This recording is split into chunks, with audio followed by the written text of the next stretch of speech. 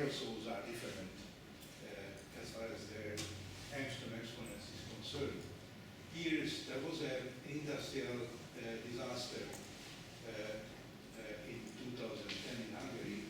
It was a mud container, the dam of which broke, and this is very poisonous aluminum, what is that? This sludge of aluminum production. There were like 10 or so victims. It was a very big disaster. We went there to make some measurements, wanted to show whether this red sludge also can be measured in the air. Not so much. Actually, this is quite an interesting curve. This is the signal. Here is the time. I mean the time of the day. It is like here is 2 p.m., 4 p.m.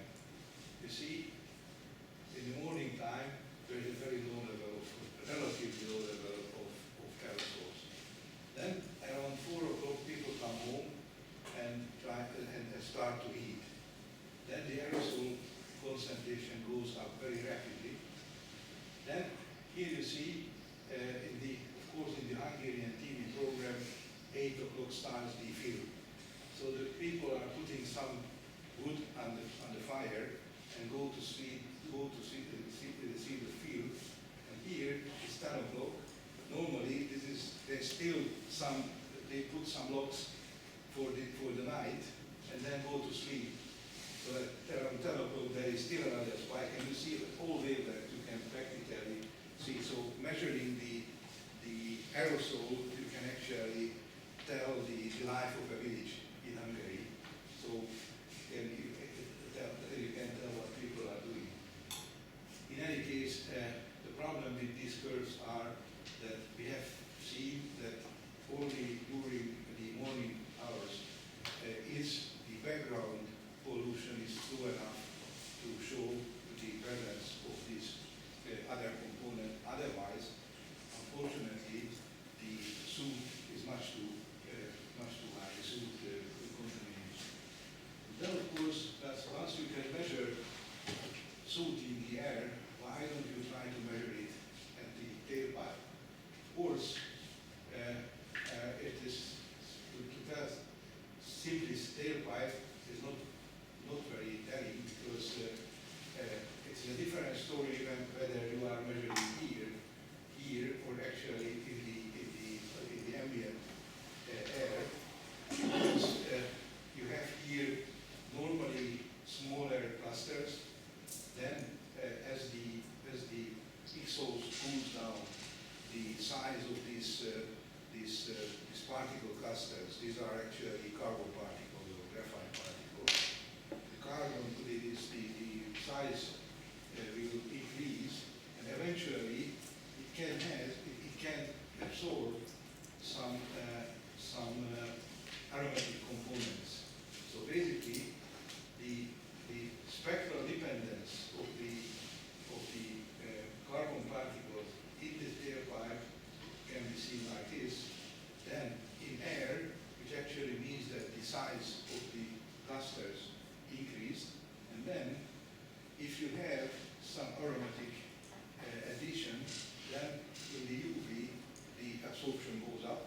This actually means that by this photoacoustic technology, you can actually even assess the toxicity of the exhaust, because the exhaust toxicity practically comes from if you have the original carbon, this is practically graphite. Graphite is not very toxic. It's a pretty, basically, it's a neutral chemical substance.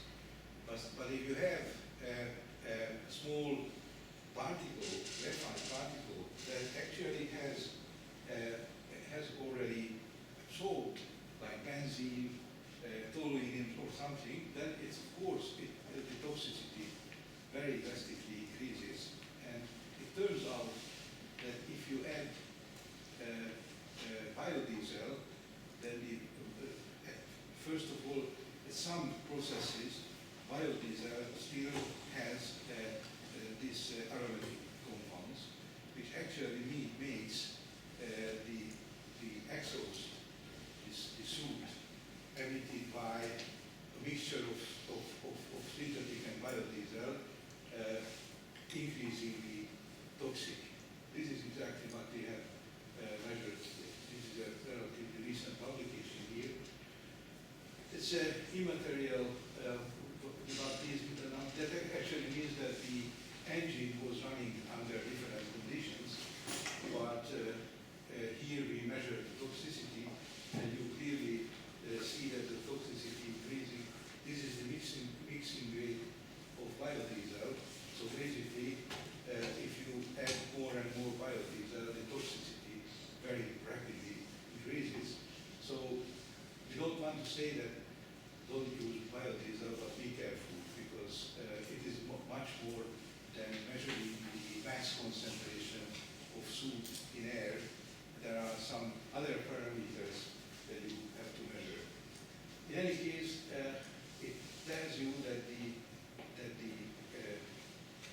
photoacoustic technology is capable of assessing some, at least to some extent, the health risks of exhaust. And the last slide actually means here again something that you know and combine. Actually, I mentioned you that we have worked quite a bit, quite extensively in photoablation. We are developing photoacoustic devices. This is a recent publication, a relatively recent publication, where when what we did, understanding photoablation, it turns out that you can control the products of photoablation. Thereby, you can actually generate controlled soot. If you use a carbon target, a graphite or carbon target, and you use excimer laser photoablation, for which we are very well equipped, turns out that the combination of the use of photoablation is a very nice device by which you can generate very controlled particle sizes for testing your measuring devices. So here again, if you understand something, you never know when it comes back. Because if you ask me like 5 years ago what photoablation has to do with photoacoustics, I would definitely tell you nothing, but not anymore, because it turns out that even in that combination can give you interesting results.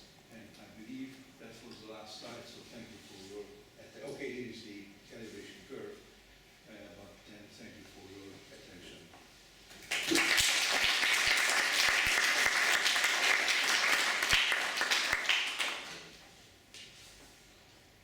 But I was told by Professor Bari that I have also 15 minutes for the talk and then 10 minutes for the discussion, so I believe I kept. What about of studies plasma dust? Plasma dust. Yeah, but Dust of plasma. sure, but so what is the? You mean in this device? Well, actually, don't see too much of plasma because it is generated under atmospheric conditions. Since of course, we have nice plasma when we are working in vacuum or low pressure gases. Here, actually, you have certain plasma, but since it is practically atmospheric, the plasma makes no. Actually, plasma contributes to the particle size. So if you control the energy density, then I would not dare to tell that we understand all the processes which would actually finally define the particle size. But the bottom line is that by controlling the ablation parameters, you can pretty well control the particle size, and that is important for testing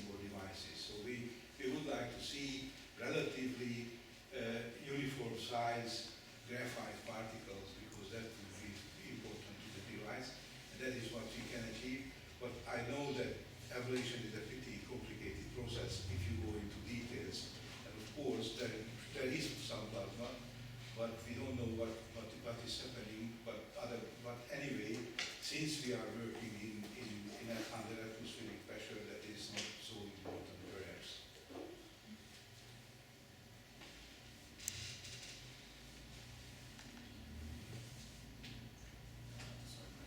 Well, is some function related to ultrasonic?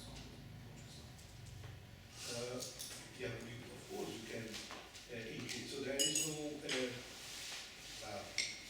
is practical limit for the frequency. But of course, theoretically you can work also in the ultrasound range because it is not a big difference. The reason why it is, well, you know, first of all, we are using resonant chambers. Resonant chambers, of course, has physical size depending on the wavelength. So if you are in this nice 5 kilohertz or so range, then the length of the chamber is like this.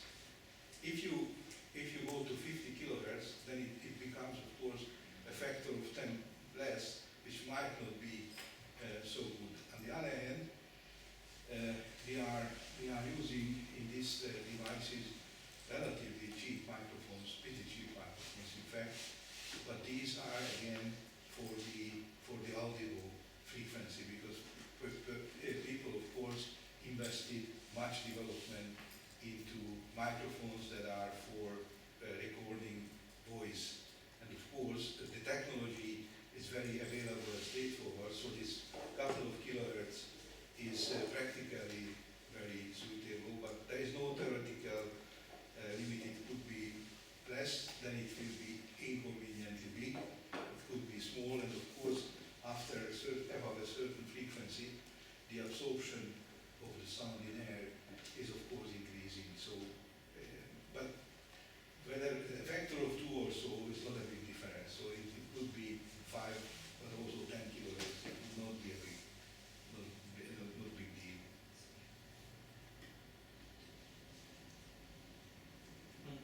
Thank you. It's very interesting to see how far some of these technologies have advanced in the last few decades. Actually, the photograph that you show of the Iron Curtain era lab, some of the equipment looks a lot like some of the equipment that we had in my PhD lab about 10 years ago.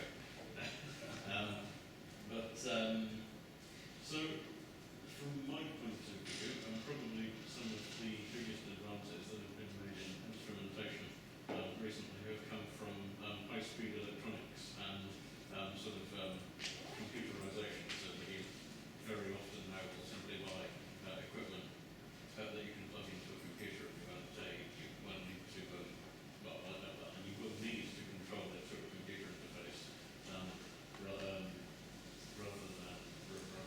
through some other means. What's your view on? Do you think that the incorporation of computers and sort of modern electronics into instrumentation is more important or less important than the sort of physics advances that we've seen in some of the optical technologies? I mean, I guess they both go together. Well, I think that it's quite an interesting point that I think it's somehow oscillating. Sometimes computation runs ahead, and then you try to solve everything by computer.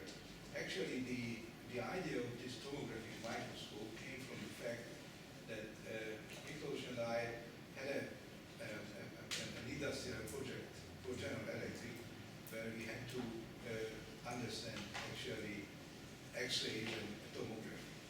Then, for instance, my impression was that in the last, like in the late 90s, early 2000s, people tried to solve everything by computers and they have forgotten physics. Yeah.